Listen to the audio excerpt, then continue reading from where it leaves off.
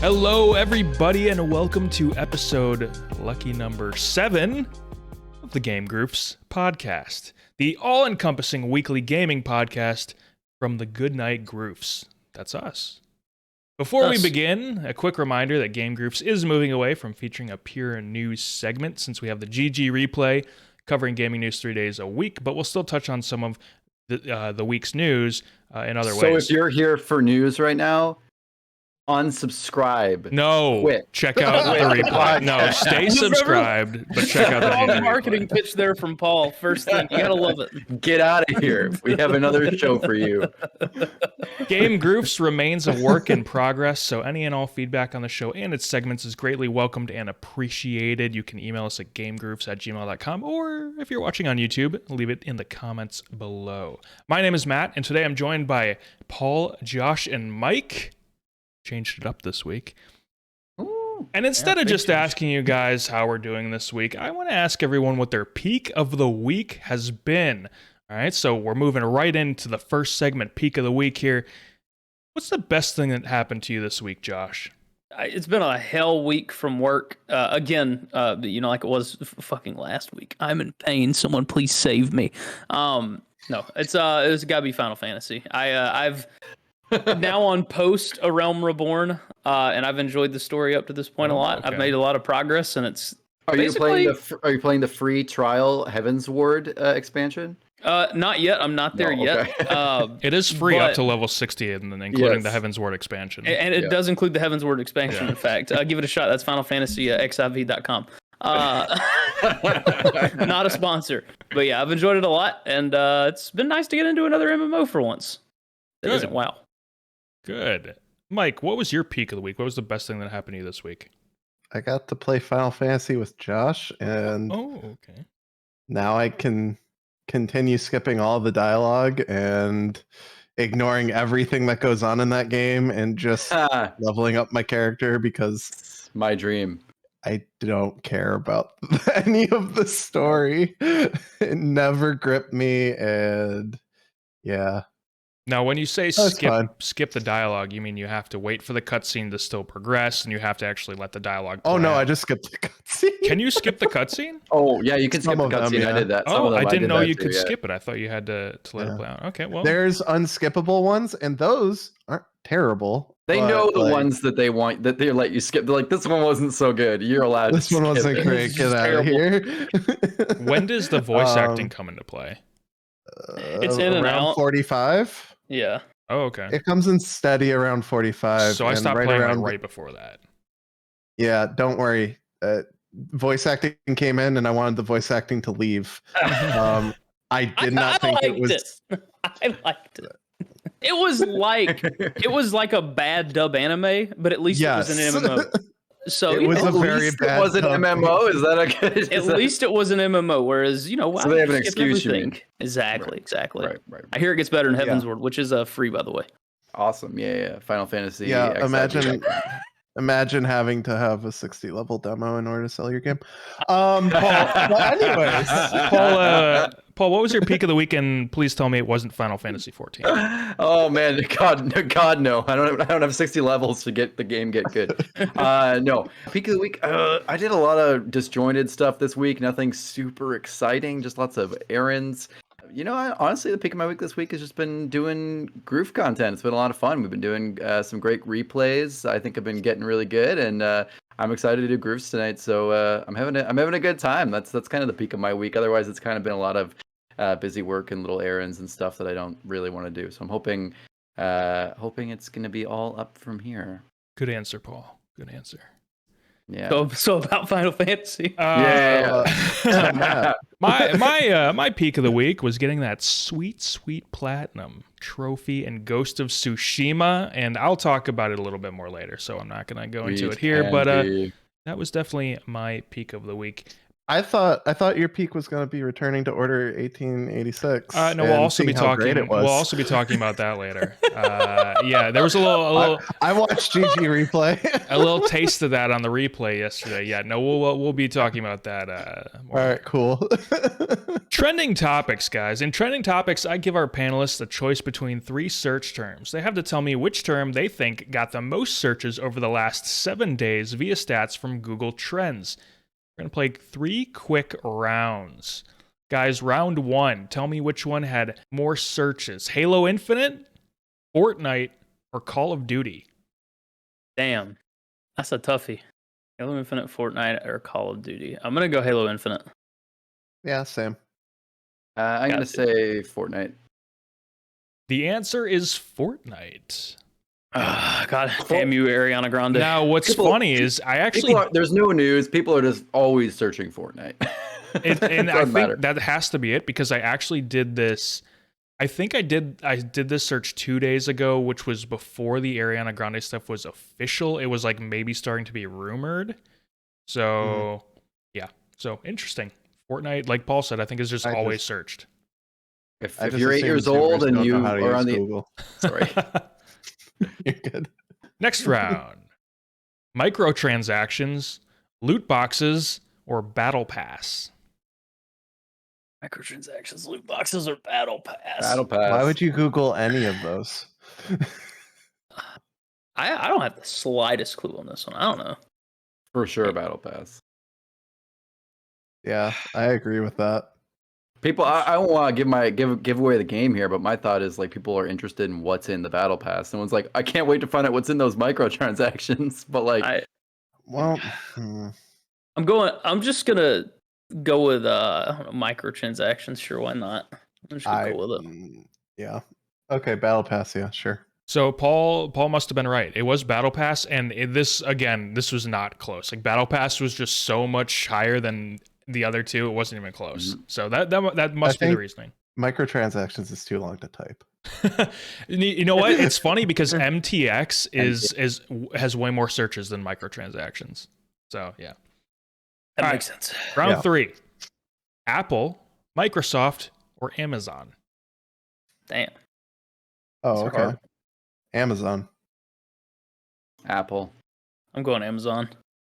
It was Amazon. Yeah, that makes sense. And I think that this one was pretty close between the 3 of them, which is interesting. You would think that Amazon would far and away win, but I think it was pretty close. Moving on to the big question. Last week, audio files leaked out of the Halo Infinite multiplayer closed beta that seems to indicate that a Battle Royale mode may be coming to the game. In these audio files, you hear the Halo franchise's multiplayer announcer exclaim in his iconic voice, Battle Royale. And that's not what it sounds like. That's a bad impression, but go with it for now. Spot on. I thought it was amazing. This could mean nothing, but at the very least, it means that the line was written, recorded, and added to the game.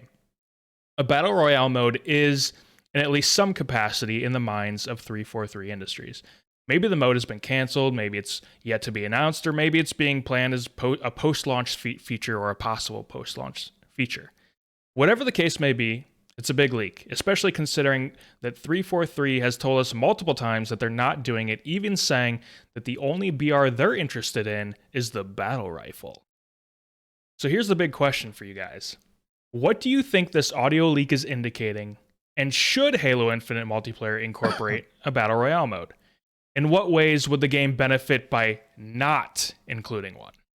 Paul, I'm going to go to you first because, we talked a little bit about this on the replay the other day, so you'll have a few thoughts ready. So what are your thoughts on this?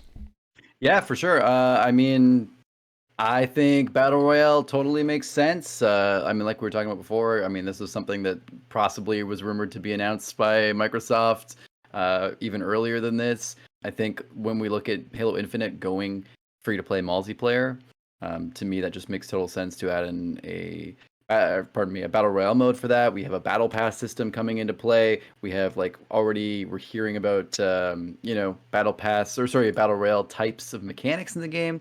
It makes total sense that that's what's coming. I think that's great. There's no better time to get into Battle Royales except a year ago or 2 years ago. I mean, but like, this is the best time currently to get in. So like, get in there. There's money to be made, and it's a popular franchise. Plus, there's like so much cool customization and stuff with armors.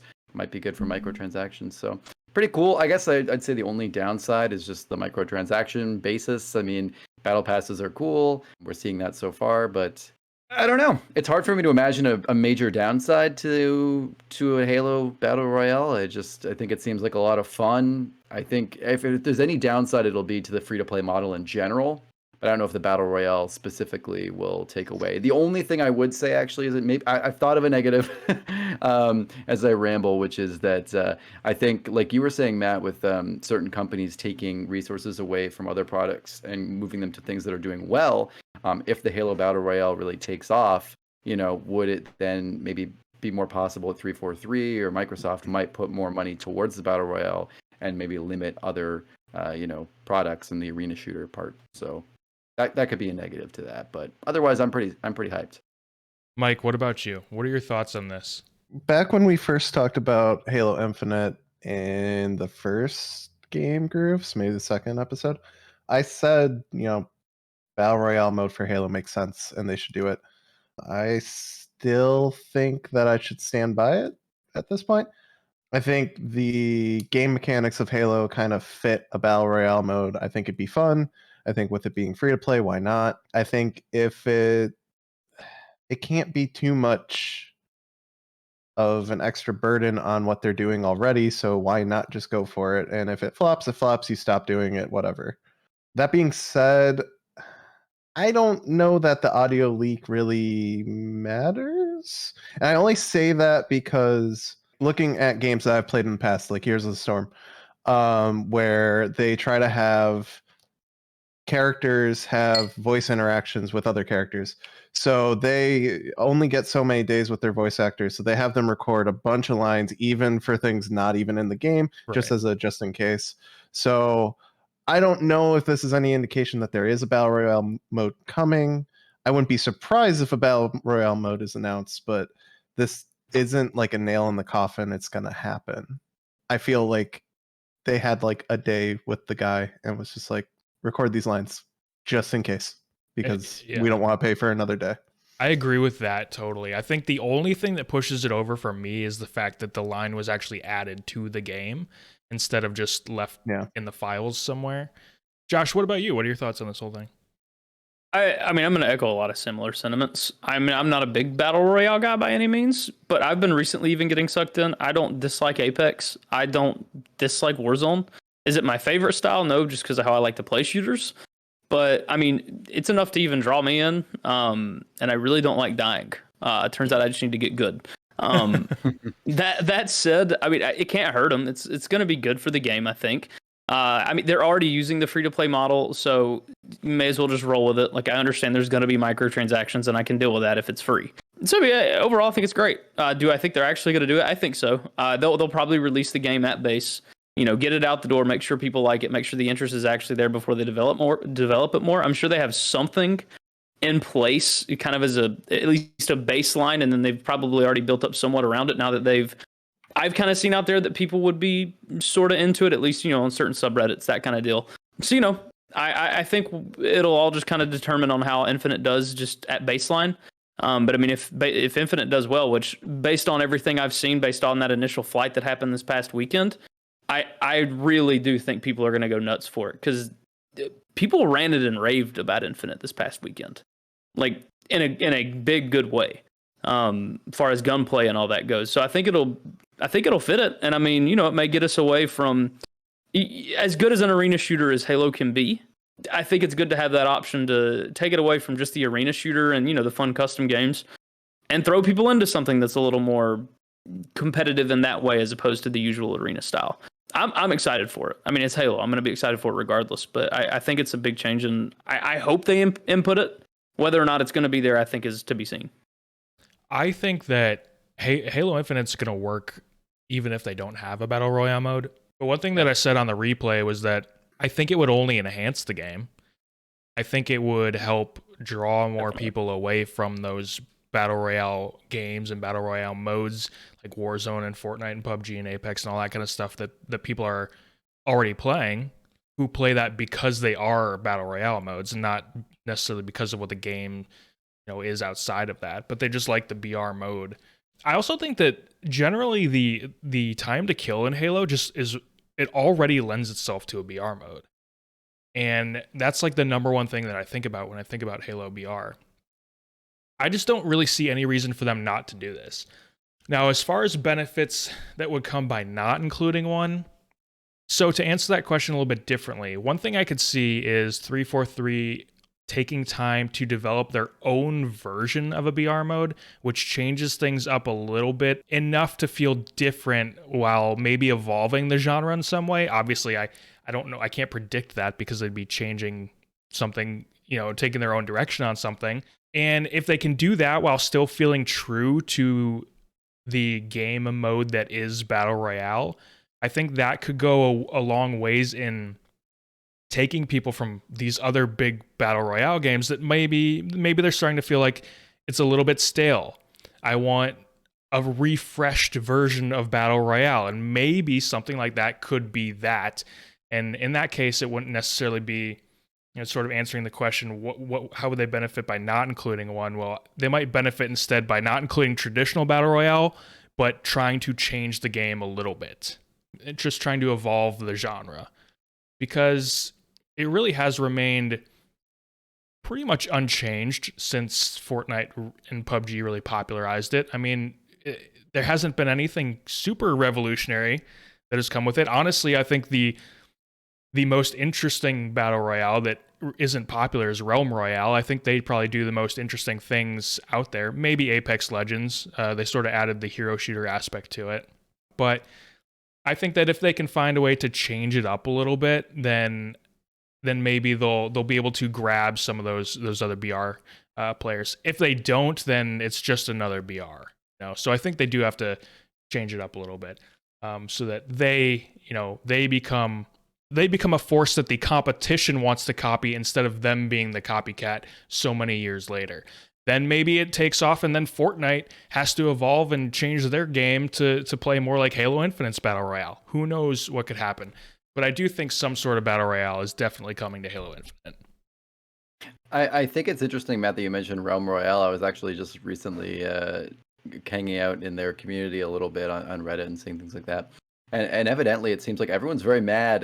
Longtime lovers of the game are really mad because Hi-Rez actually went and took out a ton of unique stuff that was actually like kind of the thing that set Realm Royale apart.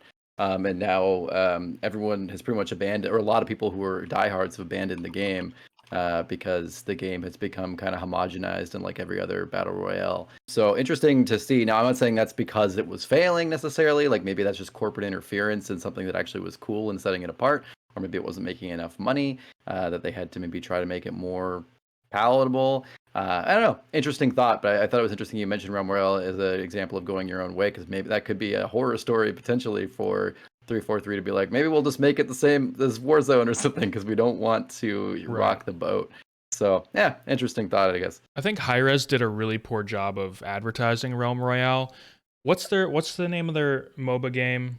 Paladins? No. No. Yeah, Smite. So they've done a ton of tie-ins for Smite. And a ton. Why couldn't they have done that sort of thing for Realm Royale and really pushed it? I don't know. I do think Realm Royale had something special there. It almost felt like MMO class-based Battle Royale, and then I liked the weird aspect where if you die, you turn into a chicken and you can run around before you get killed again. Amazing part of the game. It was really cool. Like Realm Royale is a really cool Battle Royale, but no one knows about it. That's the problem. Hi-Rez I find is always terrible at advertising their games. Like Paladins. What? Yeah. Unless you throw Aang from Avatar in your game, and then that was such a random tie-in. There's even crazier tie-ins. There's so many tie-ins. Aang was in Smite. Aang, Korra, some other ones. They did like they do champion skins, right? Yeah. They just embraced it. That's kind of badass. They just put in. They're putting in Stranger Things. Yes, that's it. They have 11 and some. Yeah, the Demigorgon. Yeah, and the Demigorgon. It's weird. Yeah. That tells me that Smite is still raking in cash. Smite is for sure, because that's like Fortnite levels of tie-in.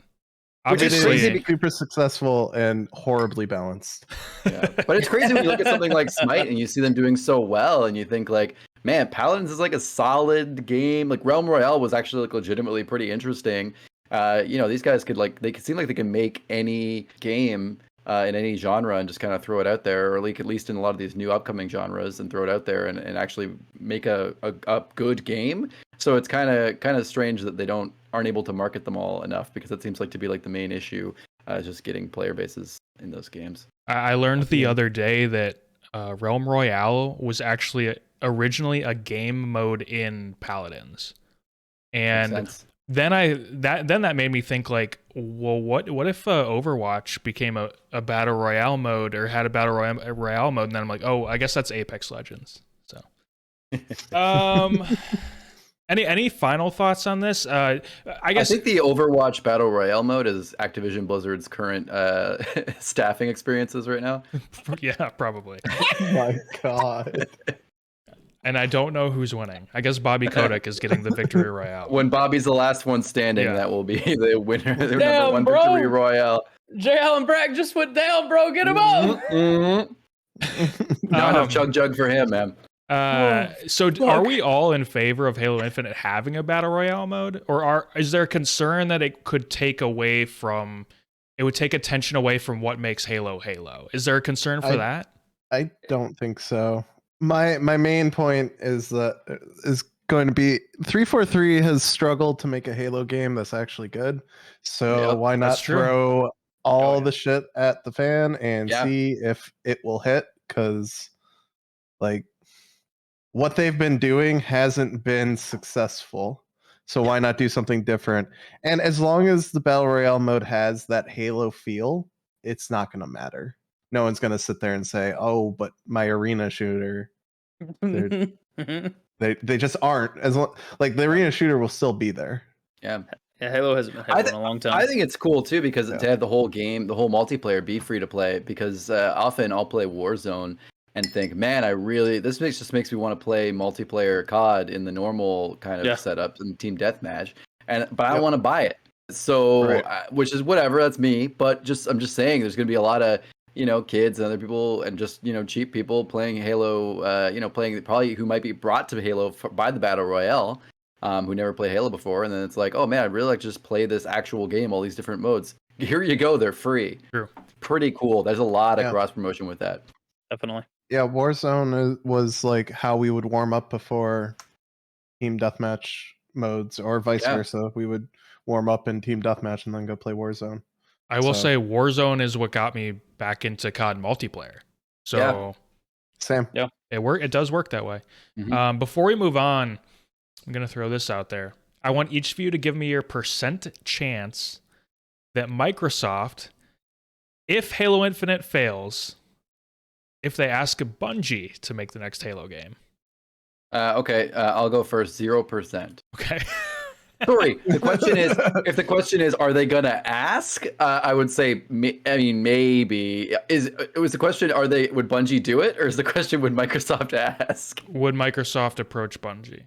I don't know. I'd say 2%. Then I'll give you that one.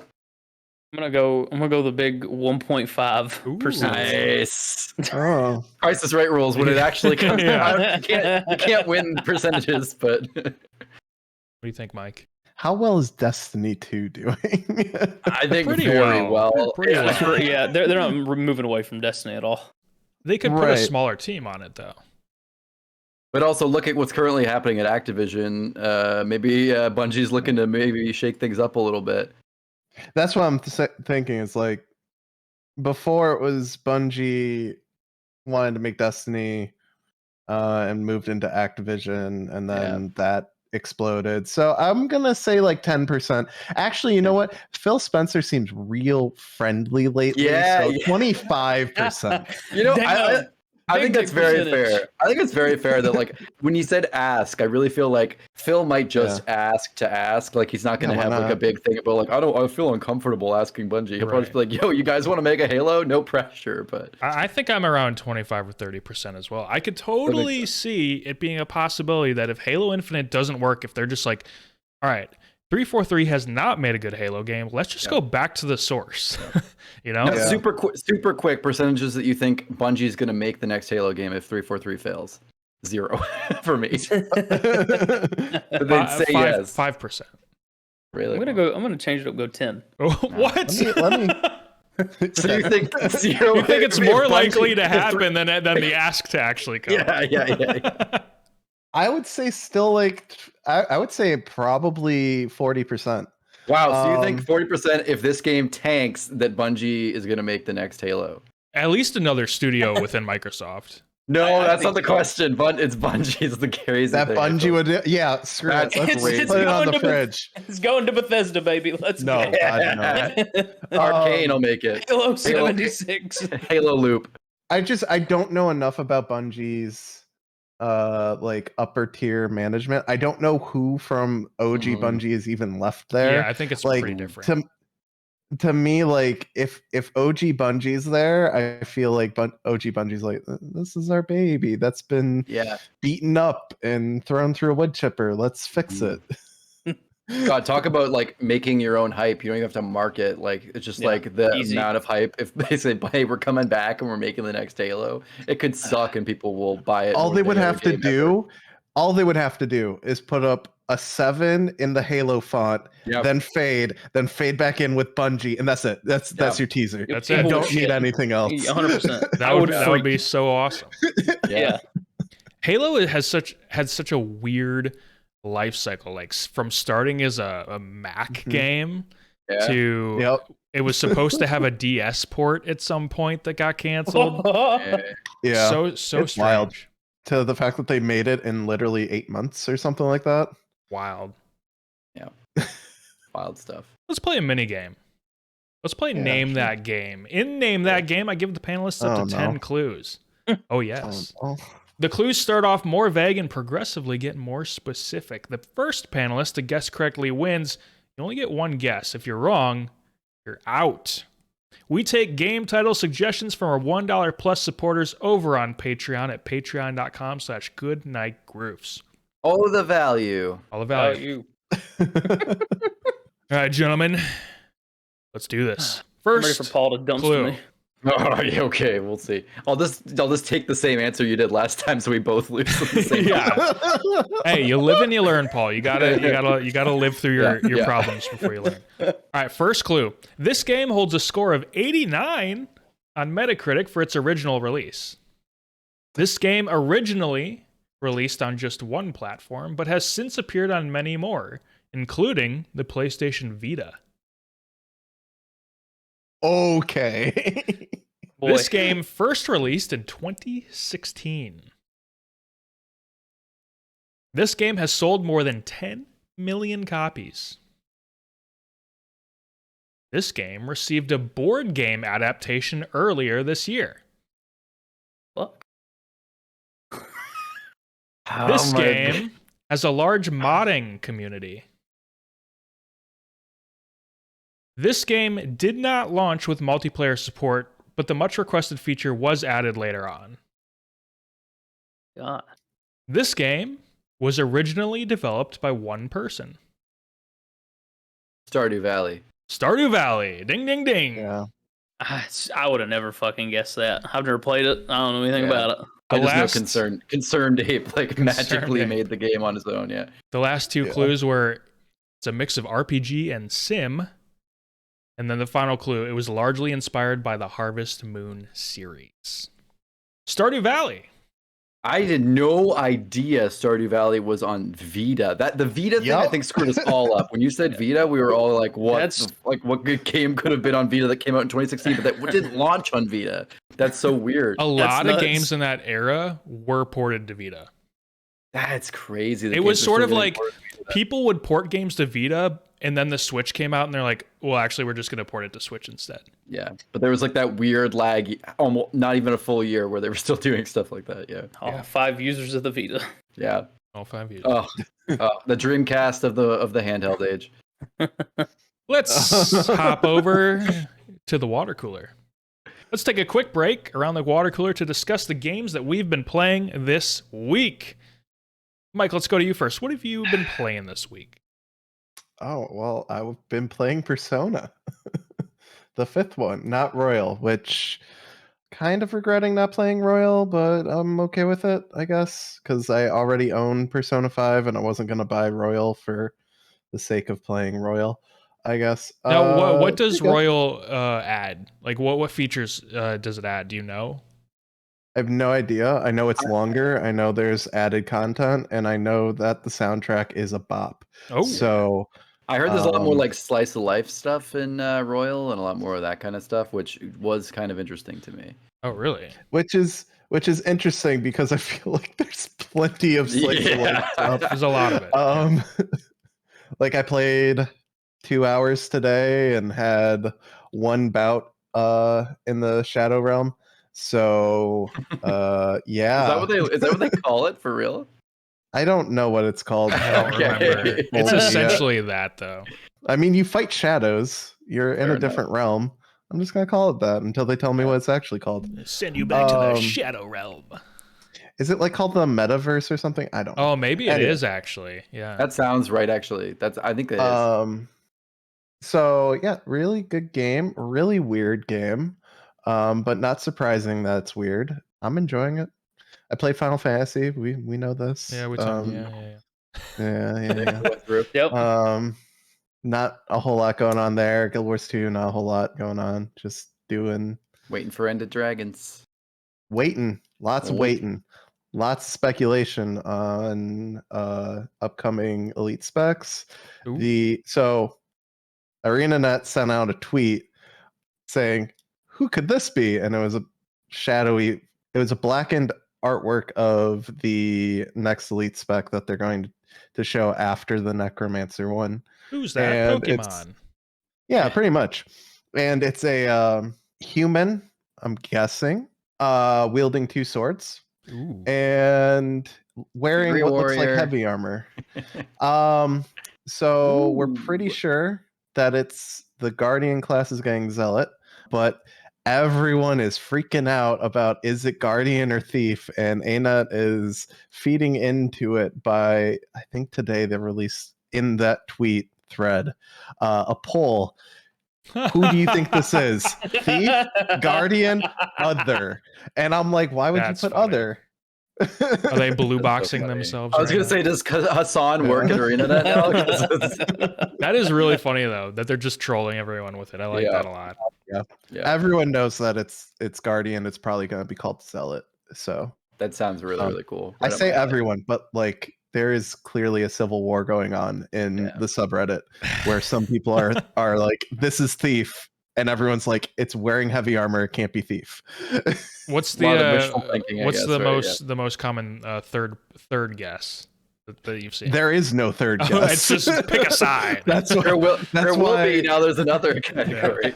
Yeah, and that's why we're like, why did they put Other? Because since he's wearing heavy armor, there's only 3 classes that can wear heavy armor, and both of them already have dual swords. So interesting. It's unless they're adding heavy armor to Thief to a Thief elite spec. The loudest thief imaginable. The worst definition. You're so strong that you can be stealthy in heavy armor. That you can just you're cat-like in heavy armor. More of the armed robbery variety, I guess. Yeah.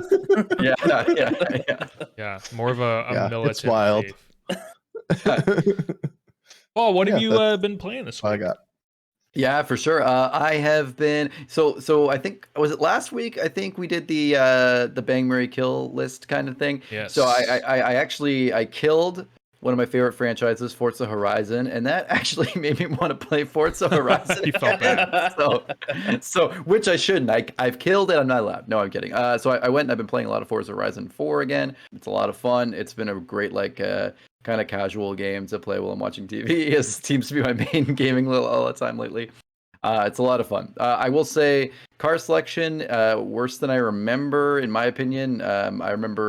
I feel like 2, 3, we had some cooler casual cars. I feel like a lot of the vehicles in Forza Horizon 4 really went for what people really did clearly like, which is like high octane, Lambos and stuff like that. Right. And then also off-road vehicles. And that was the stuff that I think a lot of people were clamoring for in the originals. But I kind of liked that in 2 and 3 and stuff. There was a few more like, I could get my shitty car and like drive it around. Yeah. Which I feel like there was like a little bit less of.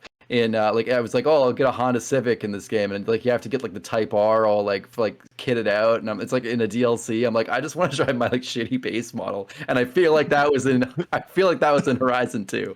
So that's been a lot of fun. Anything else interesting this week? Not incredibly. I think I will play. What is it? Curse of the Death Gods or something? What is that one that just came out? That's like kind of like a a more annoying Hades, apparently. Are you talking about Death's Door? Curse of the Old Gods? Curse of the Old Gods, is that what it is? I think it's called Curse of the Dead. I have it. Isn't it? Curse of the Old Gods? Curse of the Dead Gods, yeah. It is. Curse of the Dead Gods. I've been waiting, for a while for Hades to come to Game Pass, because I'm just like, I got all the Hades hype and the Supergiant hype, and I still have to wait till August 13th. Still have another week to go, so this game came out today, so now it's kind of like a perfect timing to kind of mess around on this for a little bit while I wait for the game I'm really waiting for. So I think I've played a little bit of it. I think it's really good. I just think it got drowned out by Hades. That's what a lot of people were saying. It came out the exact same time as Hades, and that was just like a game of the year game. That's and they're the same. There's so much of the same game. So yeah. So anyway, I'm psyched to try that out. But yeah, mostly it's been Forza Horizon, playing Fortnite. I will say my update on my Fortnite. I was always winning for a while. I was always getting Victory Royale, even though I was like level 70. I feel like I shouldn't be winning anymore. They should have like weeded me out to the part where I'm dying. I finally have gotten to the point where I have a lot of trouble winning now. I feel like I'm actually against real players that are kicking my ass. So that's fun, but also telling that as soon as that started happening, I switched to playing Forza Horizon more often. So I think I really like the power fantasy a little bit more than the challenge. I like the point you made about in Forza Horizon driving normal vehicles, because I'm like that in racing games too. I want to drive normal vehicles, maybe like soup them up like they're inside parts, but I like keeping a more of like the outside plain vehicle look. Josh, what have you been playing this week? Well, my unoriginal and regular game choice continues in another episode of Game Groofs, Final Fantasy 14, and a little bit of Genshin Impact. Ooh. Wow, holy shit, the same answer as last week, Josh. Still playing Genshin. Yeah, the same fucking answer. Good job, Josh. So, yeah, I mean, I'm enjoying the shit out of it. Genshin's a blast. The combat's just fun in Genshin, man. Like, I know it's gonna try to suck me dry of all my money, but it's just fun, and it's like, it's anime girls. Like, sorry to out myself here, but like, I kind of dig it. There's dudes too. There are people interested. I mean, I think Josh is saying he's more interested in the other, but like just for those who are interested in a review here. I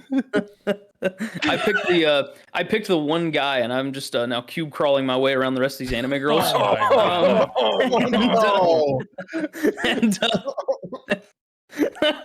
And do they have anyways, lactation rooms in Genshin? I thought you were. You didn't say you were playing WoW, so I don't know. Yeah.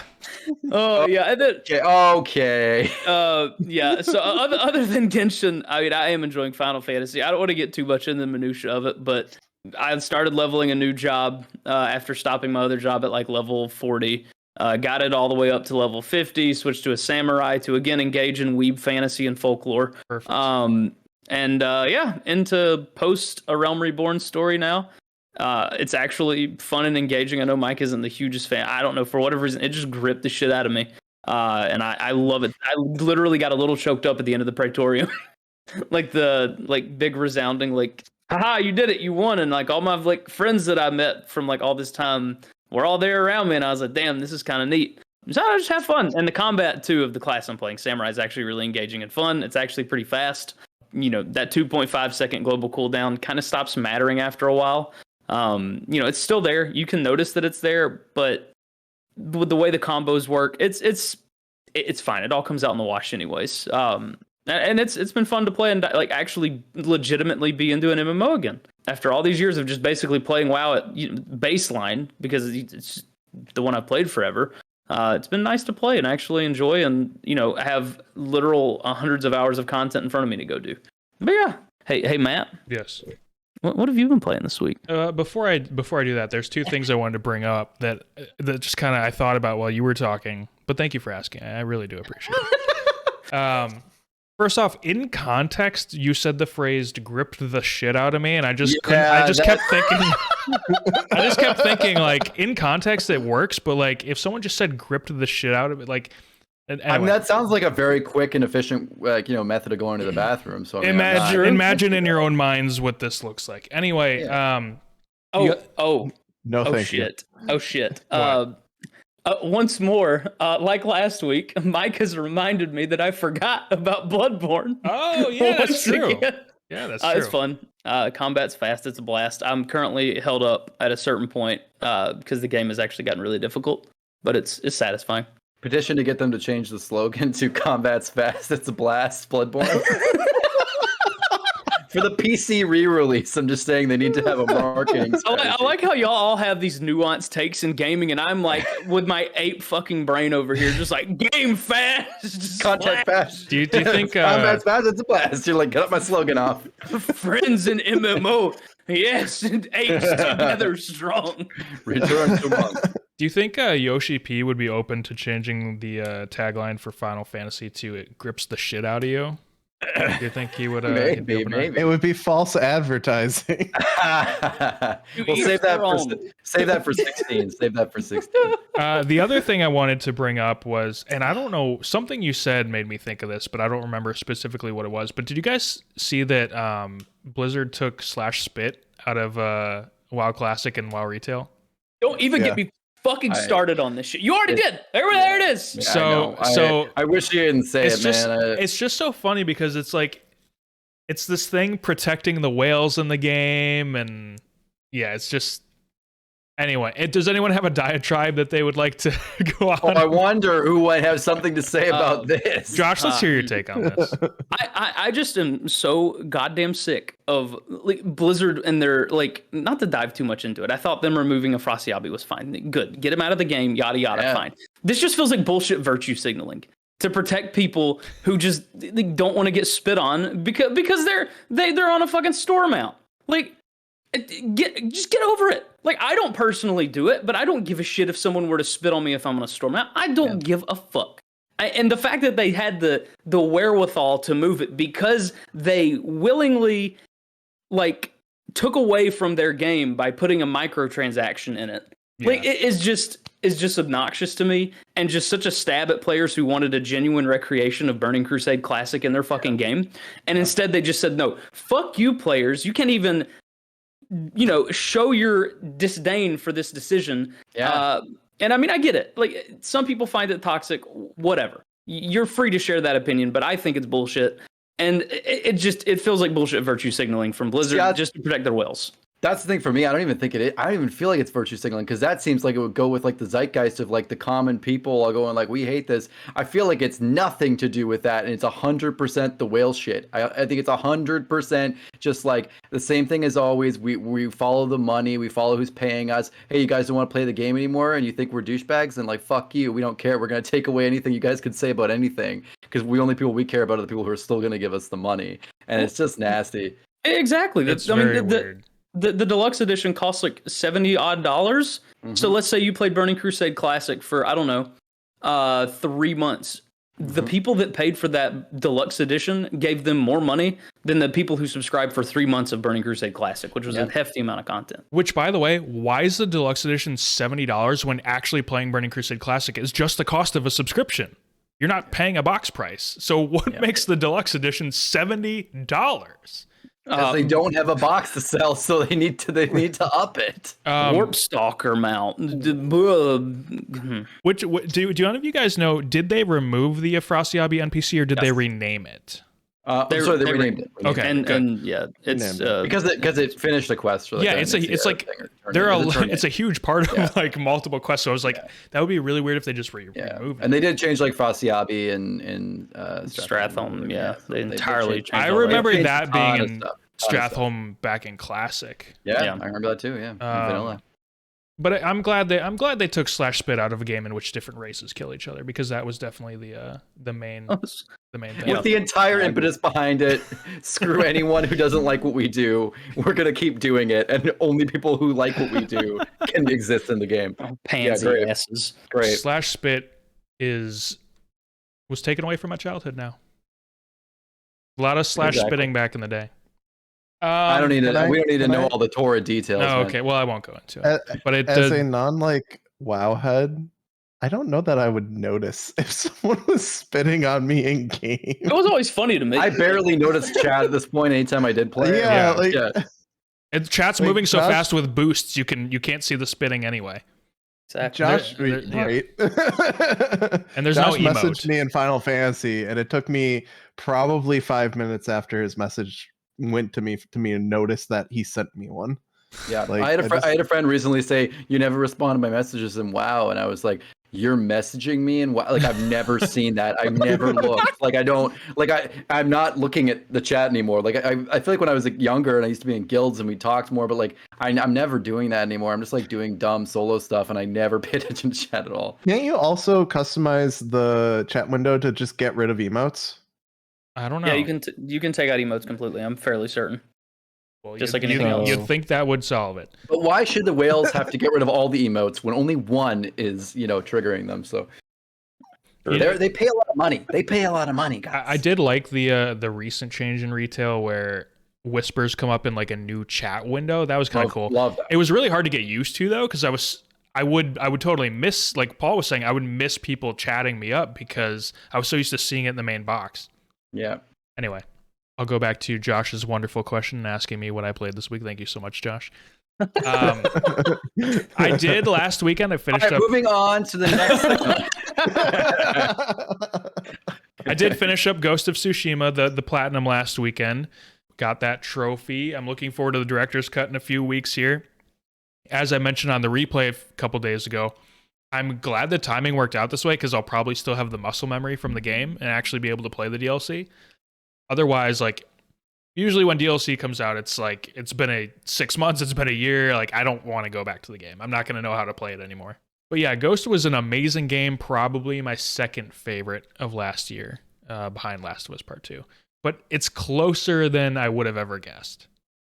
I really liked it, and I highly recommend it. Now, on the other hand, I've also been playing The Order 1886 this week. I didn't get the platinum the first time I played this game, when I first got my PS4. And it's a pretty quick game. Apparently you can get the platinum in about 8 hours or so. So I figured I'd revisit it, I also liked it the first time I played it. I really did. But this game is certainly not as good as I remember it. It's really more of an interactive movie than a game. The visuals, the acting, the story, those are all great. They really are. However, the actual gameplay is boring and just not good at all. Like the gameplay is so bad and so boring. You're often forced to just like walk around slowly, as if they're like, look at this amazing, beautiful world with these awesome graphics that we've made for you. Take a look at it. It's like, no, let me sprint a little bit. Like, let me walk a little bit faster. Like, I cannot express how slowly they make you walk around. It is egregious. Well, the slower they make you move, the less content they have to make. So this is true. Yeah. Big true, yeah. But they're just like, we want you to see all the amazing scenery that you can't touch it. You can't do anything with it, but look at it. Don't miss it. Do not miss this highly detailed chair on this patio that we created. In 6 years, we'll actually be able to make a game that looks like this. Yeah. Can you imagine? Like this will be crazy. Like this chair looks fucking amazing, man. It really does. But let me move a little bit more quickly. I can't do anything with the chair. The fact that you're talking about the movement speed makes me feel like you're just playing a loading screen. Yeah, it's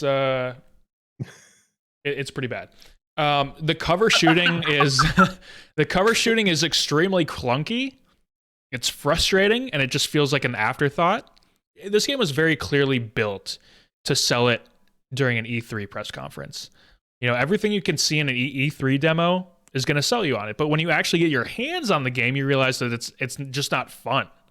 And I mean, games should be fun, right? They really wanted you to feel like this was a movie. Like this could have been a movie, to be completely honest. They've got the film grain, they've got the shaky cam, tons of long cutscenes. Also, the opening cutscenes in first person, but the game is not a first person game, so that was weird. But visually, like, it really is one of the most impressive games that exists. It really is. But the world is just empty. There's nothing to do in it. You cannot wander into side streets. You cannot explore a shop. You're closed off into this extremely limited linear path. It's just, you can see, you can look, but there's nothing to actually do. A lot of quick time events. We discussed this on replay, similar to Rise Son of Rome in that way. Honestly, the way I would describe this game is it's like a walking sim where they decided to tack on some cover shooting mechanics instead of, walking sims usually have the whole philosophical wandering aspect. Instead of that, they added bad cover shooting. And I'd much prefer the philosophical wandering in my walking sims. And I do like walking sims. I really do. But this ain't it, Chief. Next up is A Plague Tale: Innocence. So I'm going to get this platinum as soon as I possibly fucking can so I can move on to an actual, hopefully, good game. Glowing review. So yeah, that's the Order 1886. Is Order 1886 the actual First Strand type game? See, at least in Death Stranding, there's a lot of shit to go see. Like, there's a lot of area to cover. The thing about Order 1886, okay, let me put it this way. I bought the game, like, it had only been out for maybe 6 months or a year or something like that, and I bought it for either $3 or $5. Like, the most insane sale on the PlayStation Store. For that price, yeah, pick it up. Give it a shot. If you want to play some sort of interactive story that actually has a fascinating, cool steampunk story with werewolves and vampires and shit like that, then yeah, it's kind of cool. But I totally understand why this game reviewed poorly. People were paying $60 for this game that is not fun and very short. So yeah, I get it. I get it now. For the longest time over the last few years, because I did like it the first time I played, I was like, I just don't really understand the hate. And I really think I was just sort of mesmerized by the visuals and, playing on a PlayStation 4 for the first time and being like, this is a really cool experience because it looks so amazing. And there's just not a lot there. There really isn't. Honestly, now you can play a game. Paul mentioned this on the replay too. Now you can play a game that looks almost as good or pretty much just as good in like a game like The Last of Us 2, where there actually is gameplay there. An actual game, yeah. They were basically saying, these are the graphics this console is capable of. And, in a few years, you'll actually be able to play a real game that looks like this. But until then, you can just you can play an interactive graphic showcase, basically. It just felt like a visual tech demo for sure. Totally. Like, the game could have, like, the world that they created, the world building that they did, the story, the characters, all of it could have made a really cool game if they had maybe been a little less ambitious with the visuals. I think that's clearly what held them back. But I also don't know if Ready at Dawn is like the greatest at creating exciting gameplay. They're totally off in the VR space now, so like they're never coming back to that sort of stuff, and I don't think Sony's ever revisiting this IP anyway, so we'll see what happens. But if they wanted to, Sony has their film studio. If they want to adapt the story into a movie, I'm sure it would actually do fairly well, even among like casual movie-going audiences. It's an interesting, fascinating story, just not a good game. Wow, they have a very, very interesting video game lineup. Yeah, it's all like their Echo VR series now, essentially, right? Yeah. Yeah, but like before Echo Order the Dolphin? 1886, they did God of War on the PSP. They did Okami. Yeah, they did a PSP God of War. Yeah, Okami. That was my god. And they did Okami. Okami were they the lead developer on Okami? No, that would have been Capcom. Okay, they were still on it. Like I don't know. Less impressive now. Interesting. Yeah, they made Daxter. Yeah, for a PSP game. Yeah, Just Daxter. Yeah. Oh, well, Jack got Just Jack games. So let's play another mini game. Let's play a new mini game called The Score Is Right. And The Score Is Right, I give our panelists a video game title. They have to give me their best estimate for its Metacritic score based on the best scoring platform upon initial release. In this minigame, we use Price is Right rules. So I'm Bob Barker. meaning the one who is closest to the correct score without going over will win. We'll play 9 rounds, rotating the order in which our 3 panelists make their guesses for each round. The panelists with the most close guesses at the end wins. Don't forget to spay and neuter your pets. It sounds like such a power move when you say it so casual like that. Like it's something you're sitting in the bedroom where you're just like, we're playing a game. I'm Bob Barker. All right, so then we're gonna. It's like, okay. It's so matter of fact. It's like, well, maybe he is. I'm Bob. Maybe he actually is. Shit. Joke. Such a weird flex, but okay. Panelists must also refer to me as Bob, or they lose. We take game title suggestions for the scores, right? From our $1 plus supporters over on Patreon, patreon.com/goodnightgroofs, where you can message us your suggestion. I hope you're not listening at 1.5 or 2 times speed, because that's going to be difficult for that one. All right. The first game up. I listen at .4. Well, and for the people listening quickly, they'll hear that normally. That's how you know to slow down. All right, we'll go Mike first, then we'll go Josh, then we'll go Paul, and then we'll continue to rotate each round until we've gone through all 9 rounds. Is anyone keeping score for me here, or am I going to have to I feel like it's usually Mike. Mike's our boy. All right. Mike's our scorekeeper. First game, No Man's Sky. Initial release? Yes. Oh, no. That's why I specified in the rules. No. Based on the best scoring platform upon initial release. So who's first again? Mike, and then Josh, and then Paul. Sorry, what'd you say, Mike? 46. I'm gonna go give it the old 68. I'm gonna go at 69. Nice. And it is nice because Paul wins the score. I was gonna say 69. The score was 71. Now, 2 years later, when it came to the Xbox One, it was a 77. So not much higher. Was much better then. Game number 2. Days Gone. Josh, you're up first. I don't know a damn thing about these games. I 67. I'm gonna say 72. Mike? 74. The answer is 71. Josh wins that round. Oh, yeah. This what is Paul, Days Gone? almost, Who knows? Almost with the exact guess. It's got what's his face in it? Shit. He played Star Killer in Force Unleashed, and he was in some movies like I think The Mist. Betty White. Bet. Only I remembered these things. Sam Witwer. There we go. Oh yeah. Oh, yeah. Okay. He's the main character. Deacon St. John. Yeah. All right. Next round. The Legend of Zelda. Wind Waker. I'd like to solve the puzzle, Bob. Legend of Zelda Wind Waker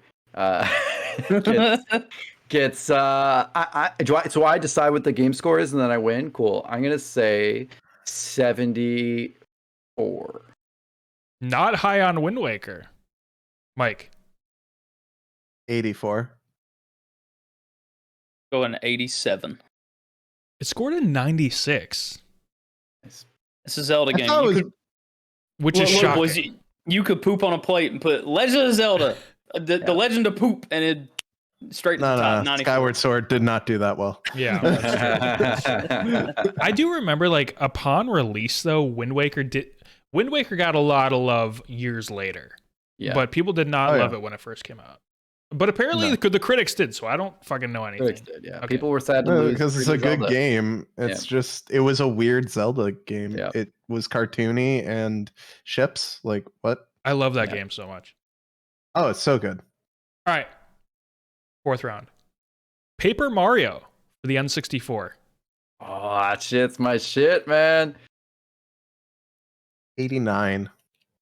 We're gonna risk it for the biscuit and go 94.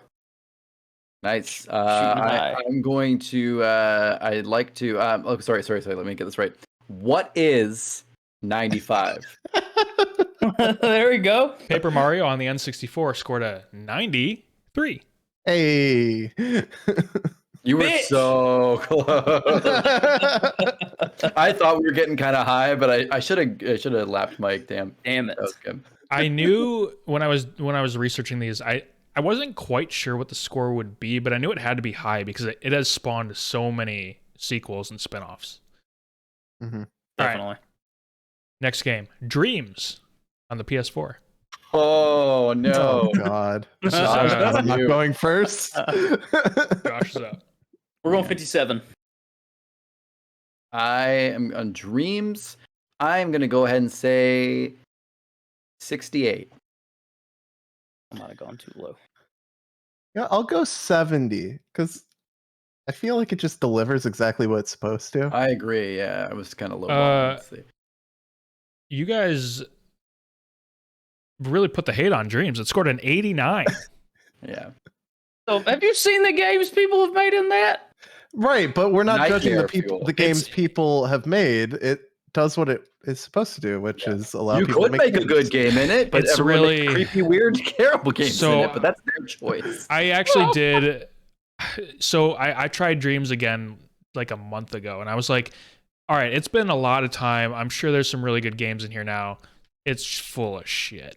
It is Oh, yeah. so I bad. feel like it's one of those things where game discovery is still pretty terrible, right? So I hope mean, that's it's hard it. to find good I stuff, hope that's right? the Yeah. reason. I really do, because it was not good. And to be honest, a lot of the stuff I was seeing at the top of the list, like which is game discovery, was the same stuff I saw last year when I was playing the game. Yeah. Anyway, next game, Kingdom Come Deliverance. Ooh. This is on you, Paul. This is on me.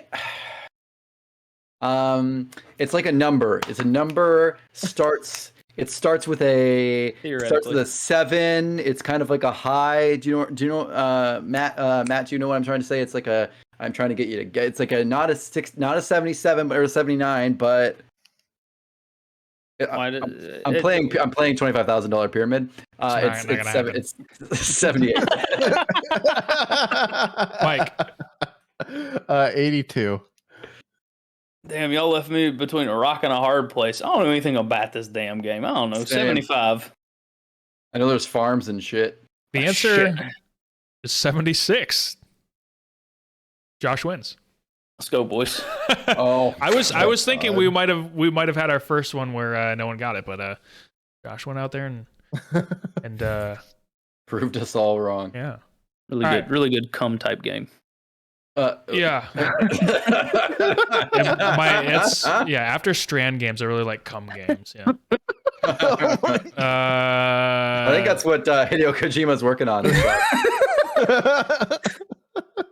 The next or the last round of 3 here, Luigi's Mansion rather, for the GameCube. Oh, It's got Luigi in it, so go ahead and detract like 20 points with whatever it is. fuck off! Not with Mansion, baby. This is on Is it Mike. me? Yeah. Oh, great. 91. 87. 92. Everyone's over. It's a 78. Damn. Dude, that game is a solid gold classic, and I will take the critics down. That was a launch title on the GameCube, I believe. I know it was. I owned it. It was amazing. I owned it launch on GameCube. They've re-released it before too, haven't they? Yeah, there's a new one. They've had Cool. Or sequels. just variants of it. They There's just a had reboot. Yeah. For, Luigi's Mansion 3 just came to the Oh, Switch. it's not even a reboot. Yeah, 3. Yeah.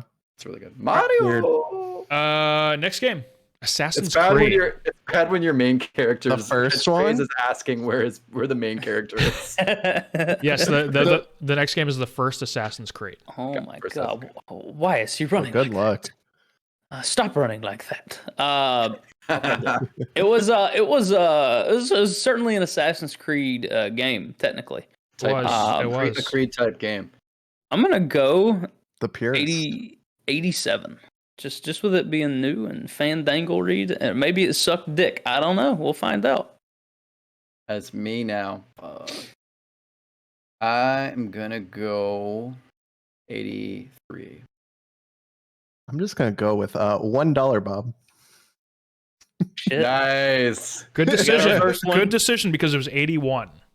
Oh yeah, no, it Damn. was not great. Yeah. No, I knew it was It bad. I was- was just like, Maybe it was new enough. Boring. It was boring, actually. That was Why is he running so? It was a Christmas game for me, and Little Matt. it was pretty boring. I Final love round. Assassin's Creed, and that's the purest form of Assassin's Creed, and it's boring. What, Mike? Quick score check. I have 3. Josh has 3. Paul has 1. Ooh, Oh, okay. motherfucker. All right, here we go. Here we go. All carrying the squad. Oh, The final game. Back, so I can't win. back when they really did, and I checked how many reviews there were. This is back when they were still actually giving reviews to MMOs. Oh, no. Warhammer Online: Age of Reckoning. Oh. All right, we're starting with me, right? Yes. Yeah. I mean, there's no way I'm gonna get this. I'm gonna go ahead and say, fuck. I'm gonna go ahead and say $1, Bob. Oh, as the first guesser. All Yeah. right. Oh, that's staring. I ain't got a goddamn clue. Problem is, I can't say $2, Bob.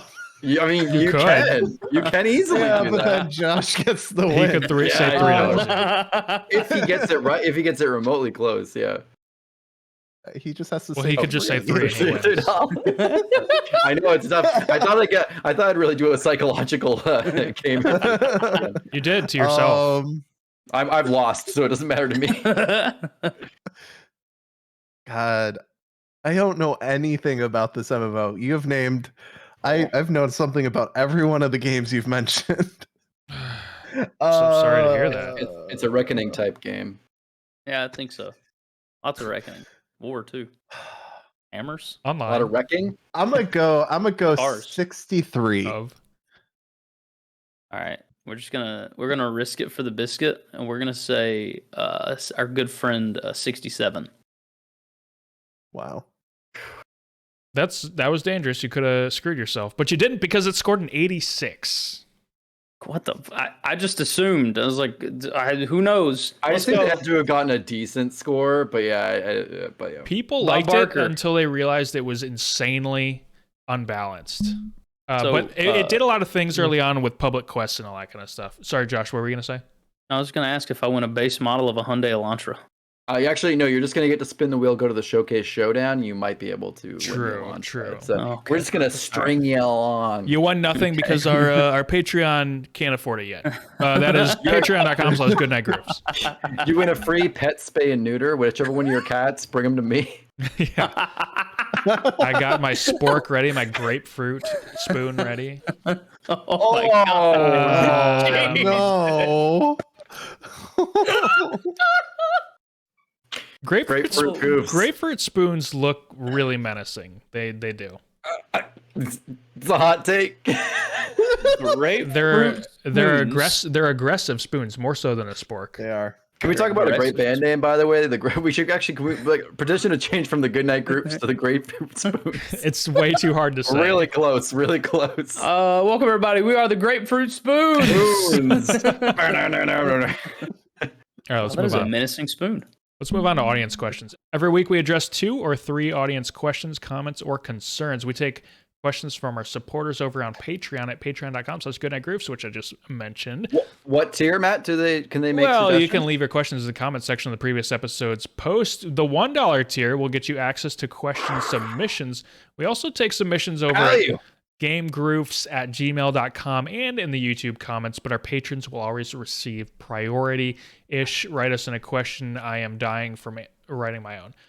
Sorry, I thought you were going to say right into the question. I am dying. Please answer my question. It's like, oh no. I've made up both of these questions myself. Write us in, people, please. Okay. First question. This comes from a boomer. A boomer. What is the most recent console generation that you would consider retro at this point? What about it makes it feel retro to you now? Josh, well, let's go to you first. There's a lot of ways you could go with this, but I feel like so retro. I'd have to say like PlayStation 2, like around that era, Xbox, OG. What was the Nintendo at the time? GameCube, and small discs. That to me just feels uniquely retro, just because of the age I was when I played it. I don't really have a whole lot of nostalgia for that era necessarily, but it was like the start of a bunch of good games too. Like, you had God of War that came out then. Jack and Daxter, that kind of stuff. Like just to name a couple. Like I think it was a good time for gaming, and when it finally. Not to say that gaming didn't find its own in the era before that, but I feel like it really found its footing well in that era. And to me, it's distinctly retro. I mean, we're what? When did the PlayStation 2 come out? 2002 or something? 2001 maybe. Like like I said, I don't feel near as much nostalgia for it, but it was 2000. There's just so many good retro titles from back then. But it's crazy too how long the PlayStation 2 lasts. As far as like I'd say nostalgia goes, though, not that it's part of the question, I'm still gonna say like Xbox 360, PlayStation 3, that era, because that's really when all the multiplayer and moments with your friends kicked off. But yeah, we're gonna go with PlayStation 2, GameCube, and Xbox. Halo 2. Halo came out then. Yeah. Halo C is a legend at this point. So Mike, I saw you doing a lot of nodding. Are you in agreement? So I was gonna say the original Xbox is like the retro type of console for me right now. Even when I first thought of this question, I was just like 360? No. Original Xbox, you got the giant ass controller that's hard to handle. It's got weird buttons on it. It's got like black and white for some reason. It doesn't have bumpers. It's not like a normal controller. It reminds you kind of like the stepchild of the N64 controller. The black and white jewels, that's right. And then like no wireless, no like normal shit from today. Everything had to be plugged in with this like chunky plug. It wasn't a USB. It was like this weird input into the machine. And then like even playing the game. So little story, when I got my Xbox shortly afterwards, we started renovating my house. So the entire downstairs was pretty much no-go, which was where my Xbox was. So I brought it up into my bedroom and I play on this. My sister won a mini TV for when she was going to college from her high school like all night party. Nice. So I took that. It was like this big, and I would just play like Burnout and Medal of Honor and Call of Duty up on this tiny little screen with this giant controller until like I went to bed because I was in 8th grade. So like definitely that. I also felt like that was the point of that era, was like when things weren't optimized. Like controllers felt weird. They still weren't figuring stuff out. Like I said, they weren't using USBs or anything like that.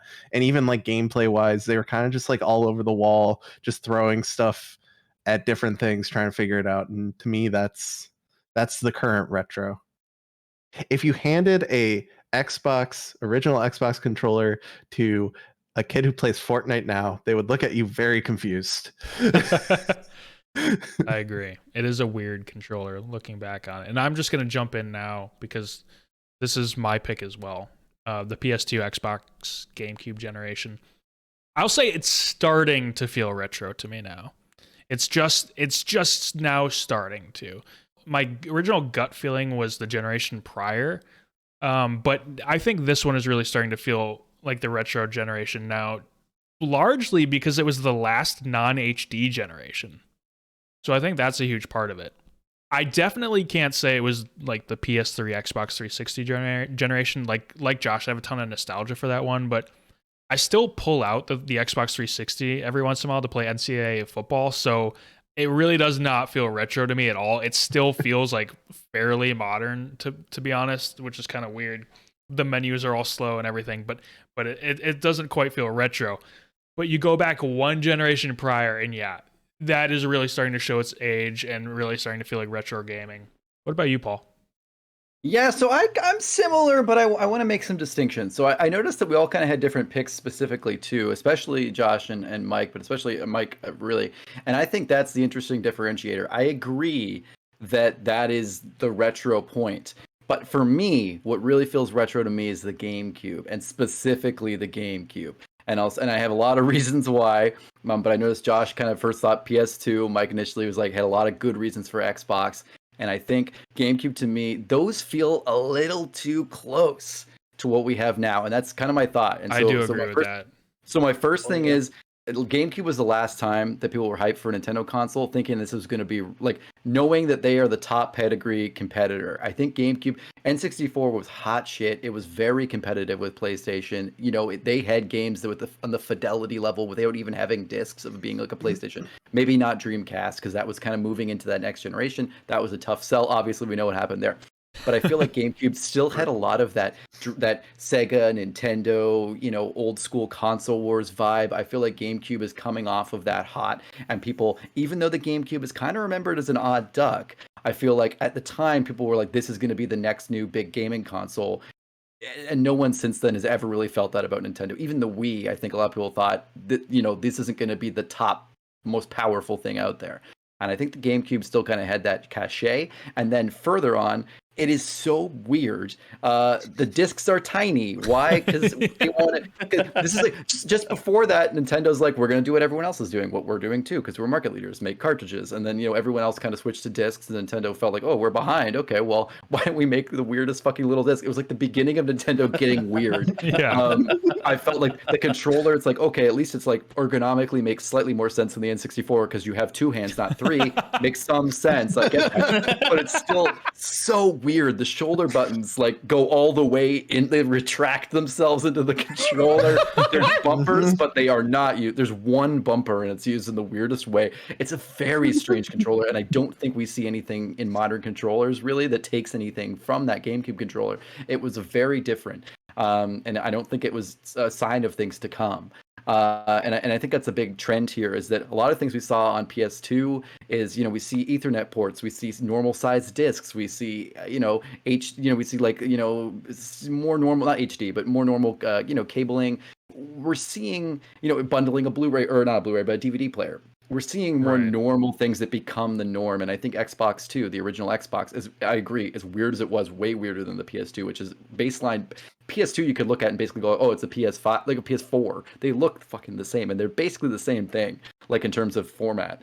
And I think the Xbox was totally different and very weird. But I think still the Xbox, the original Duke controller, we still see things from that in the new Xbox controllers. We pared it down, we cleaned it up, we made it more like a DualShock. But essentially, it's that same thing. And the GameCube is just the weirdest fucking thing. And I really, the games, it was the first time too where I really feel like it was like, it started becoming like a first party console. There were port games for GameCube, but also like there were a lot of good third party games that didn't come out for GameCube. They only came out for PS2 and Xbox. I remember as a GameCube only kid, that it really started. I think that was the first time where, prior, N64, SNES, that was the gaming machine. Yeah. And at that point, GameCube really started to feel like, okay, this is a Nintendo machine. This is a kid machine. It was, I remember getting to that point. I think a lot of kids were like this who got a GameCube first. And then they were like, okay, I'm not a little baby anymore. I want like a PlayStation 2 or an Xbox. Like I want to play what the older kids are playing, and I want to play like something, more intense. And I think Nintendo never used to really have that vibe. And I think, so I don't know, there's something to me that's just so retro about that console. It feels like the most from a time that we are not in at all anymore. And it was the signal to Nintendo going their own way. And the third-party games that did come to the GameCube were clearly a massive step down too, especially like sports games. They were still coming into Nintendo consoles then, and I think they still did for the Wii, but you really noticed it in sports games. It was a huge downgrade. Yeah, and the first time, I mean, N64, games were coming out for the N64, and then they're like, oh, I guess we'll make one for the PlayStation 2, and that was just in one generation, it flip-flopped, but I don't think anyone was ready for that. And it's a weird, it's like, it's got modern specs. I'm sorry, but it's got like modern specs at the time, but just they went the wrong way. They backed the wrong horse on everything. Yeah. What's funny is people still use, specifically for Smash Brothers, they use that GameCube controller. It's so good. Well, I think that's the thing. I think it's one of those things where they went the wrong way on everything. They backed the wrong horse. It's like Sega. They backed the wrong horse. But then it turns out everyone loves Nintendo and loved what they did so much. They had this like cult niche thing, and that's what they've just been building on every time. The Wii, it's everything that's not with the PS3 and Xbox 360, where it shouldn't be good. It sold more. the Wii U, maybe not, but the Switch, same thing, right? It's just like they're just like, fuck it, we're just gonna do whatever the fuck we. And I feel like the GameCube was the first time where they were like, whatever, and it worked. Insanity. True. for me, it's the handle on the GameCube console. Oh yeah, Love that really sold it for me. Oh yeah, completely unnecessary. Right, no, it's amazing. good. It's good. Completely necessary. Did they my think God. like they can put a little handle on it and all of a sudden it's a portable console? Like, Well, you know what they go like all your friends are playing your Xboxes, doing your Halo LAN parties. Well, don't worry because you can pick your GameCube up and both play Smash at their house, even though you could probably just do it on the same. You can't play more than 4 players. I also couldn't put it flush back against the entertainment center because it had a fucking handle on the back. Your dad comes in and just breaks the handle off. He's like, we made a perfect cube. Let's add a handle to the back. It's so small, you don't need the handle. game shape. Shape. It's not necessarily They a cube. created geometry. It's just a game shape. This is the shape of gamers. All right, next That question. feels like a Nintendo tagline. We shape gaming. Combat's fast, kicks some ass. This one comes in from Question Kid. We've just given up. Ariana Grande will be performing a concert in Fortnite this weekend, similar to the big Travis Scott concert event from last year. Where do you see these type of interactive virtual events going in the future? Paul, let's kick it to you. Matt, I don't want to speak out of turn, but I think we might see Drake soon. Oh. No, I don't know. It's like, what do you think is going to happen in the future of these events? I don't know. Friggin' someone else. No, I mean, I've said it before. I'll say it again. I'll just keep going. I think Fortnite's building a metaverse. I think Fortnite is building that virtual lobby that everyone's not clamoring for, but I think a lot of sci-fi and futuro people kind of think is what we're going to start seeing. And I think, you look at VR chat and you look at PlayStation Home possibilities, new Second Life kind of things. Those are cool, but I think the problem with a lot of these things is that you can't pull someone in by going, hey, look, we're going to build this virtual space for you to hang out in. Well, what do I do there? Well, I don't know. I think Fortnite is doing it the best way, where they made a really addictive game that's super simple. And then they're slowly turning that into this virtual space that everyone lives in. I think it's so cool. I'm really psyched. Just as an off note, I'm really psyched for the Ariana Grande concert. I just generally think her music's fine. It's solid pop, and I think it's really weird and out there in her videos. So I think this event's gonna be really wild. After seeing what they did with Travis Scott and being there and feeling the gameplay and everything else, I'm psyched for more. And I think it's going to take some time. I think they're probably just going to, I think like you're saying, in the short term, Matt, we're probably just going to see more of what we're seeing here. We're just more concerts, more. They did that short film thing we were talking about on GG Replay, where you could watch the short films on a screen, or you could watch them while you're playing the game and they just seamlessly go between them. I think we're going to see more stuff like that. Will we see plays in Fortnite? Will we see, things that are more interactive in terms of living a cinematic? I don't know what we're going to see, but it's interesting. Stuff that would be boring in another game or just gameplay in Fortnite feels like it's a real event, and there's something there that they've tapped into. So I'm really excited to see more of it. I'll just jump in now because similar lines along with what Paul's saying. Obviously, I think the next frontier for this sort of thing is VR, and Paul touched on this. But until VR becomes a major platform and a more affordable platform, I think we'll see other metaverses attempt to copy this sort of entertainment. Maybe expand on it in a way that they feasibly can, if they have the financial support to do that. Obviously, Epic has a shit ton of money that they can throw at development for this sort of thing. They don't even need development, man. You make an island with a screen on it, and you pay Ariana Grande to sing, and then you just make a cool cinematic. I mean, sorry, there is development, but I mean, it's such a small amount, I feel of development for such a massively weird thing to occur. It's so awesome. Right. Epic's going to be the leader in this space for a while, in this whole metaverse space and interactive virtual entertainment.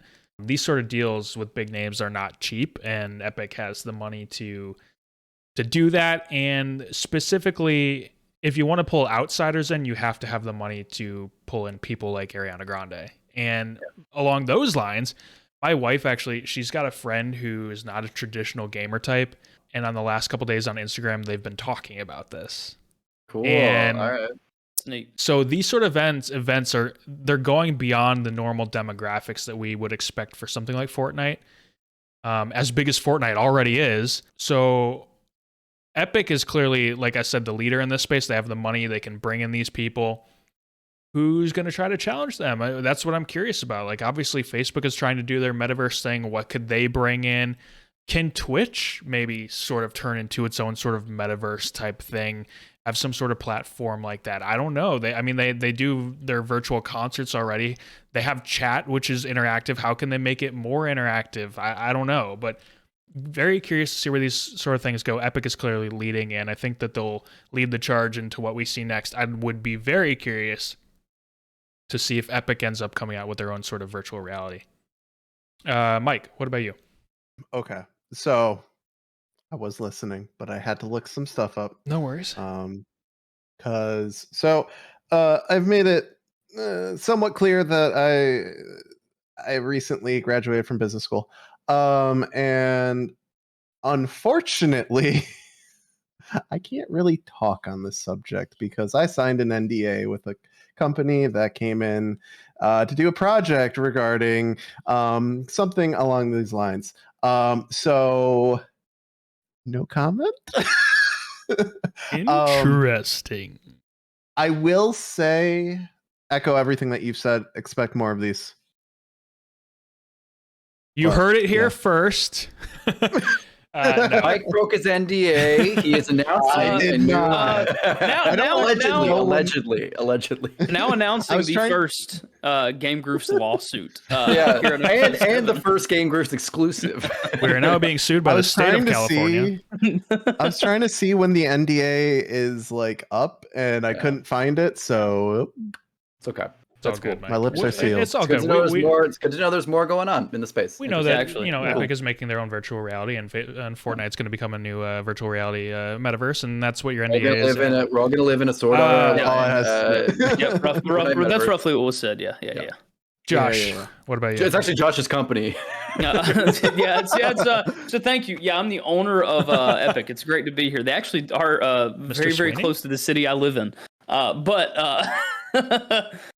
I mean, it's cool. I remember my buddy Fave introduced me to the Travis Scott concert, and I watched it and I was like, wait, what the hell? This is actually really cool. You lived it. You lived it, Josh. I guess I did kind of live it. It was on YouTube. But so let me just get something clear. I guess you could actually be in the game and watch this shit go down. Okay, yeah, that's fucking. And not only could you watch it on a screen, but the Travis Scott ones and stuff, you would actually interact and be part of the insanity. That's dope, because that's just the future of concert going. By the time we get to Zeta variant of the coronavirus, I think we're gonna be to a point, at the very least, where this is gonna be more relevant, honestly. Yeah. And so another question. This is welcome to question segment. Are they singing live? Well, no. Or is it pre-recorded? There are multiple showings of the same thing, and you enter a lobby, and then you're queued into it or whatever. So it's the same show over and over again. They have done live DJ events and live singing, but not with the choreographed gameplay. That's kind of where my interest is peaked. Because we'll be somewhere with VR. I think eventually enough to do it. Just for one example, let's just throw BTS out there. They have crazy choreographed dances, that kind of thing. Who's to say you can't one day have them live on a stage just doing their entire dances in whatever virtual world they've created? Yeah, maybe they're in mocap or something. Exactly. Perhaps it's mocapped, and I think that's cool. It's good potential for the artists to get themselves out there too. You're gonna have these new people. You were mentioning people. I don't know how often they game. But it just is another example. If BTS decided to do this in Fortnite, Kayla would be like, "You're gonna download Fortnite on your computer, and we're gonna go watch this thing." It's just another, I think, introduction, and not even necessarily get people into gaming, but again, these multiverses, and instead of you just being at your screen, just in a game, you're now involved with this much more in touch community, even though you're at your computer. And I think that's just another introduction to that. I think it's cool, and it may even get me to download Fortnite just to check it out and just kind of see what it's about. It's neat. I like to see where it's going, because the Travis Scott one was cool, and I think it'd be fun to actually participate in it. Yeah, my wife's really interested in this, and sometime this weekend we'll catch one of the shows and check it out. It's a lot of fun. I'm psyched. Gonna be there Friday, 6 p.m. Eastern. Everyone, let's get that North America show. All right, next segment. Tickle My Listicle is back. I was back. And you gotta say it like that with that horrifying grin. And Tickle My Listicle, the panel puts together a list to fit around a certain topic, and then we discuss our picks right here on the show. We'll take turns sharing our picks for each round until we get our number one pick in each category. This week's Listicle, our top 3 most played games by hour count. All right, so we're each going to name our number 3, and then we'll name our number 2, and then we'll name our number 1. First off, before we do this, I'm going to name an honorable mention because it's my only single-player game, and I wanted to put it out there because of the nature of this and because I've played so many MMOs. All 3 of mine are MMOs. So let me just throw this out there. Honorable mention, Assassin's Creed Odyssey. I knew I put a lot of time into this game, but I was a little surprised to learn that it was my most played single-player game by quite a wide margin. This game is just so massive. Spent a ton of time in it. I'm sure even after all that time, I'm sure there were still a ton of things I didn't even touch. Like, the game is huge. It's crazy. Anyway, we'll go to Mike for his number 3. All right, cool. I've got hard stats. So Ooh, nice. So number 3, and I say that when I don't know the hours for my number 1. Number 3 at 1851 hours over 6 years. Heroes of the Storm. Whoa. R.I.P. I had Such a good game. Win rate of 56.5%, and I'm at level 1129. Wow. Mike, this is not a bragging segment. This is just a listicle. Not bad. I didn't know Heroes of the Storm had an hour count. That's cool. Sorry, it doesn't have an hour count. So what I did was I just took games played and multiplied by the average game time. Oh, interesting. Cool. Okay. As far as MOBAs go, that's probably my favorite, but I really never gave it much time. I love it. I still love it. Even though it's a dead game, I love it. Yep. I had the Christmas event until from December to June. It went for 6 months, and then they decided we're going to change it finally to the summer event. We skipped Lunar New Year. We skipped any of the spring events. So prior to patch 9.1, it had more recent content than WoW. So I mean, they didn't add content. They just recycled not it. difficult. I think that's what every game. Josh, what's your number 3? I jumped between 2, but I think because my number 2 doesn't have a hard number count. But my number 3 is going to be Fallout 4. I think I probably put close to. Let's see. I beat it on Xbox One. I beat it on PlayStation 4, and I beat it on PC. All the way through every time, all DLC on every single one, built a shitload of bases, probably 1,000 to 1,500 hours in Fallout 4 alone. I just love the game. I played the shit out of it. I built so many bases, I can't even keep up. I understand the reasons why it's not a lauded or loved Fallout game. I don't know what it was about it. It just sucked me in every time, and I just wanted to play the hell out of it. I would be fine if they got away from it in whatever the next Fallout game or Starfield game is. That's cool.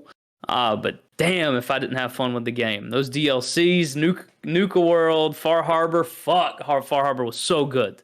I love Fallout 4, and I think it says when I beat it on PlayStation 4, Xbox One, and freaking PC, and have just racked up the hours on it with no mods either. I just played it straight vanilla. What do you say? It gripped the shit out of you? It gripped the absolute dog shit out of me, Matt. Wow. Paul, your number 3. Yeah, number 3 for me. I don't have hard numbers for anything. I play everything on different things, and I barely checked. But I'll tell you right now, number 3 for me, probably gonna be League of Legends. Not because it's my favorite game. I just played a lot of casual League of Legends. Never ranked, always normals, always toxic. But for a long time, it was one of the only. It was between 50% probably that, and just kind of hanging around. One of me and my best friends used to communicate all the time. We'd like hop on, play a game of LOL every other night, and just kind of or play a couple games and just chat about stuff and just casually play the game. And it was just kind of a fun, kind of competitive thing to keep us busy while we just goofed around. And yeah, I played easily hundreds hours in that, I'm sure.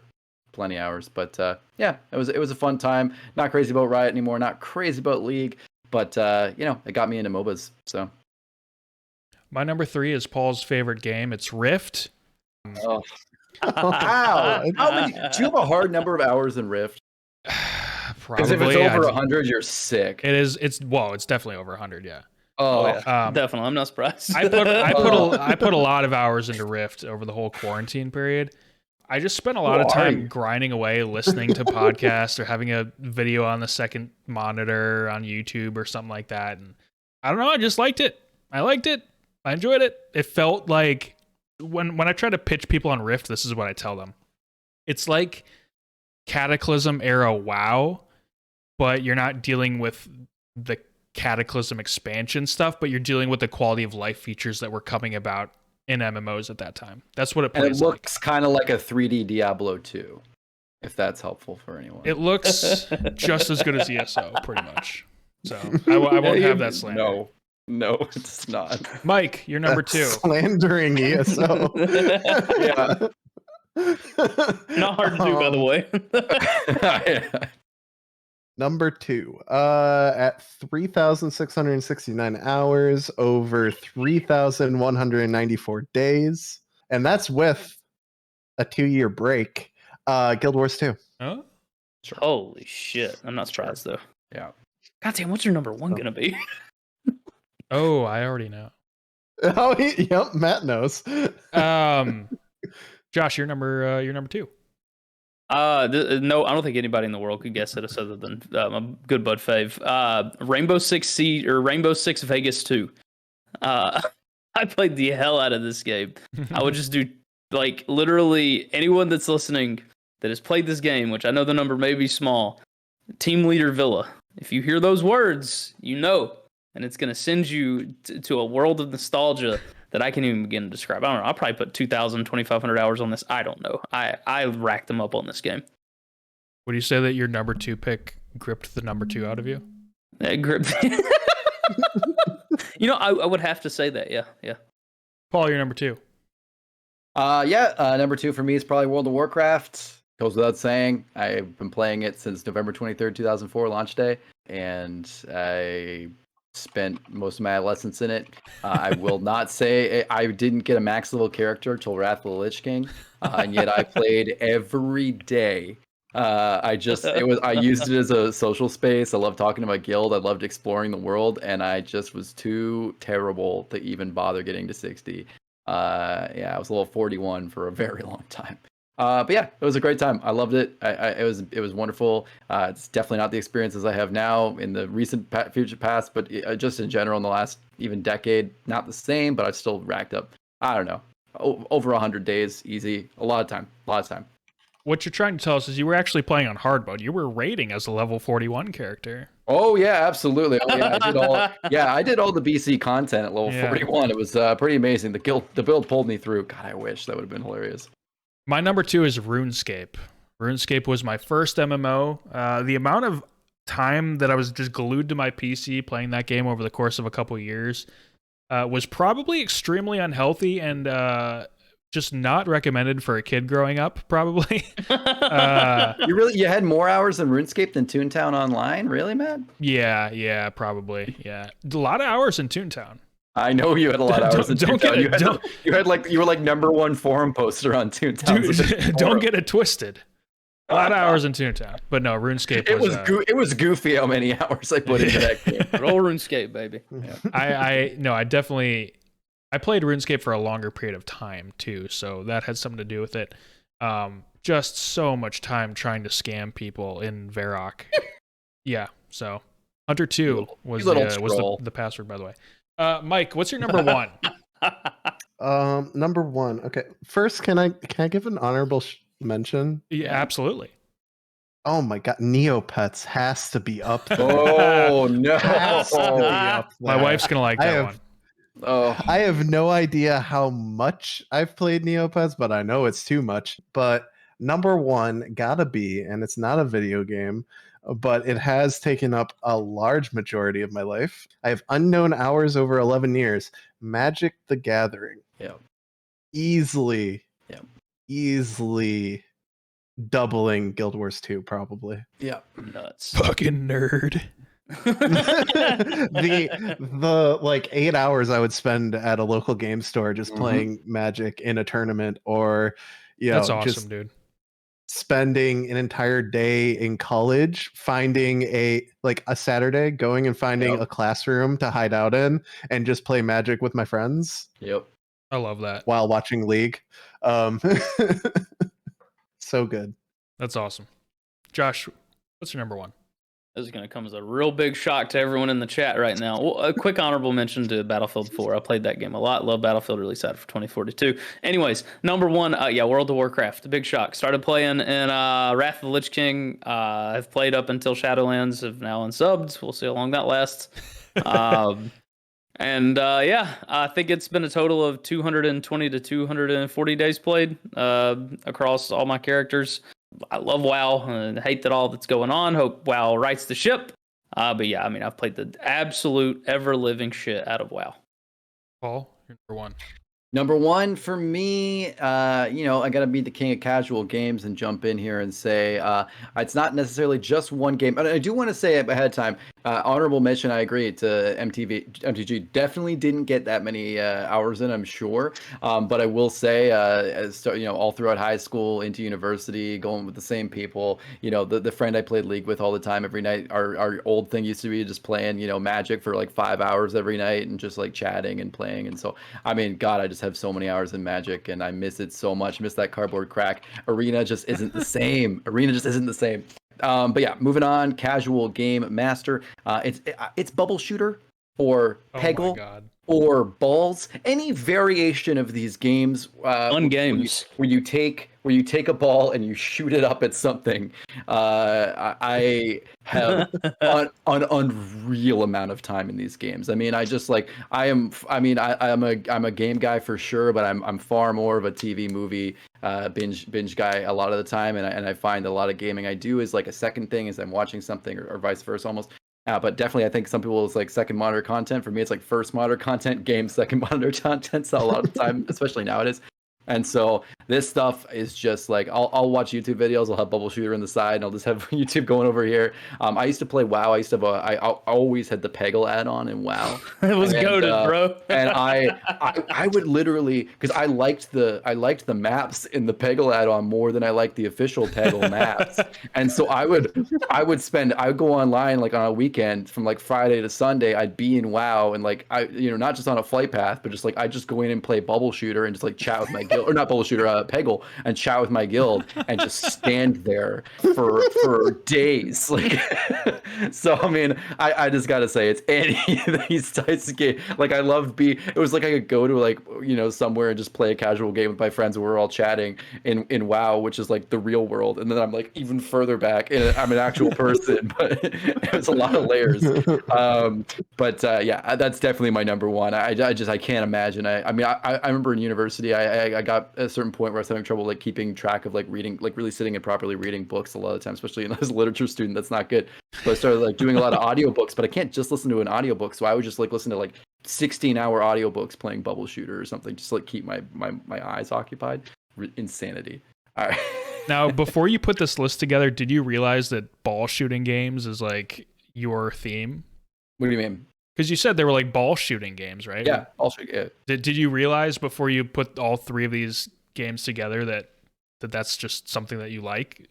I didn't actually. I did kind of like, because there's like, I think a Bubble Shooter, and there's this game Balls, BALLZ, that's on mobile, and that's very similar, but kind of a brick breaker thing. And so I always thought those were kind of combined, but I forgot Peggle. And you're totally right. Ball shooting games are like a huge, it's like just an idle thing that I do. So I find I think better when I'm playing a ball shooting game, insanely. Hey. Very weird. I've trained myself and now I'm doomed. Go shoot those balls, Paul. I'm Paul. I love you. Those balls. My number one. I'm adorable. I'm sorry. Jesus. My number one, also no surprise, it's World of Warcraft. I have thousands of hours spent in WoW. I've played casual times, I've played hardcore times. Like I've played where there were points where I would just log in and do one thing and then not play the rest of the week, and there were times where I was one of the top raiders, during an expansion. So it for like my server. So over the course of 16 years, I've had very different experiences in the game, but I feel like weekly, I'm just like, I just want to be taken back to the time where I'm just no cares in the world, just playing vanilla, playing Burning Crusade, playing Wrath. Just those first 3 versions of WoW were just so enjoyable and so good with friends. Great memories, fantastic memories. Hell yeah. All right. Before we move on, in celebration of my platinum trophy in Ghost of Tsushima, we're going to end this week's show with a video game related haiku from each panelist. I'm naming this segment a haiku for you. All right. I'll start off because I am, of course, the platinum trophy holder. You are the platinum man. You are a platinum guy. Trophy man. My haiku is the following. 54 hours in, I have achieved Nirvana. Platinum trophy. That's quality. That's good. Mike, let's hear your haiku. All right. Put it on the fridge. Upcoming game 12 minutes wins game of the year. Oh, shit.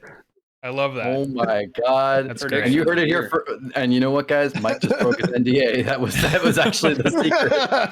Yeah. The next metaverse is in 12 minutes. I smell a running meme here. Paul, what's your haiku?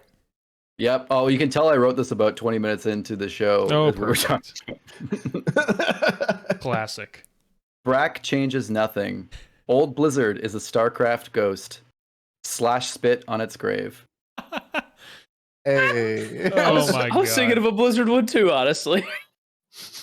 Josh, I know you've got multiple haikus. Give us as many as you want.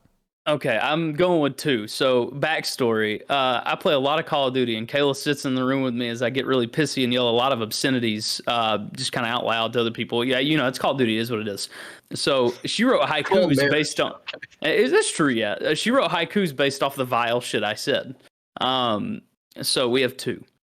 My team, twats they are. Dab on the haters, but lo, the KD cries, no. Oh, beautiful. Do not ask for whom the bell tolls. And then number 2 was thanks, Dad. I got him. The gunman rambles away. I'm screwed now. Ah, fuck. Very nice, guys. I thank you for going along with that segment. We might have to bring that one back at some point. That's fun. I think so. I will say I'm very excited for some more roasting. That's my favorite. Yes. We'll see when that comes back. But thank you so much for joining us here on the Game Groofs podcast, the all-encompassing gaming podcast from us, Goodnight Groofs. The Trophy Masters, the Platinum Man. I am the Platinum Man. All right. If you really like the show, we encourage you to check out our Patreon at patreon.com/goodnightgroofs, where we currently have 3 different tiers available. Any and all support is greatly appreciated and will go a long way in improving all of the Goodnight Groofs. The $3 plus tier will get you access to the show 2 days early. Hey, Paul. Hey, Paul, what's that? What do we call that? Oh, I call that maximum value, my friend. Maximum value. Look at the value. There are 2 people who have realized that value so far. A special shout out to our patrons currently supporting us in the $5 plus tier, Ishmael S. and Rachel S. A round of applause, please. Oh. You're my heart, dog. You're my heart. I love you. I love you, dog. Oh, yeah. Shout out to Dom Toretto. Y'all are basically family now. Yo, you are family. We also ask that you take a couple minutes to drop a 5-star review on Apple Podcasts or leave a like and comment on the YouTube video. Everything helps. Make sure to check out goodnightgroofs.com for all of our content, our Vin Diesel impressions, and where you'll find the blog, the GG replay, this podcast, and more coming soon. Guys, any last thoughts? If you game, you're a Groof, and if you're a Groof, you're part of our family. That'll do it for us here today, gentlemen. Thank you for joining me. Take care, everyone. Bye-bye.